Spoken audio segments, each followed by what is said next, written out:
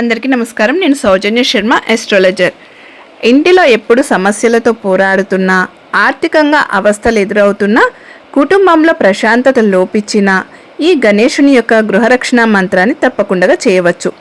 ప్రతిరోజు లేదా బుధవారం రోజున ఉదయం లేదా సాయంత్రము ఇంటి ప్రధాన ద్వారం వద్ద నిలబడి కొద్దిగా నీటిలో పసుపును కలుపుకొని ఆ నీటిని గడపపై చల్లి చేతిని తాకిస్తూ భక్తితో ఆ గణేశుని స్మరిస్తూ ఈ మంత్రాన్ని చెప్పాలి.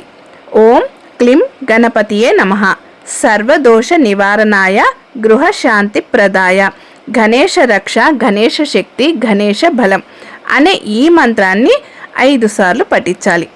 ఇలా చేయడం ద్వారా అన్ని రకాలైనటువంటి ఆటంకాలు తప్పకుండా తొలగిపోతాయి. ఇదే విధంగా నియమంగా పెట్టుకొని చేస్తే కూడా ఇంటిలో సానుకూలత శక్తి పెరిగి ప్రతికూల శక్తులు కూడా తొలగిపోతాయి. మనశ్శాంతి, ఐశ్వర్యం ఇంకా శుభ ఫలితాలు కూడా కలుగుతాయి. స్వస్తి.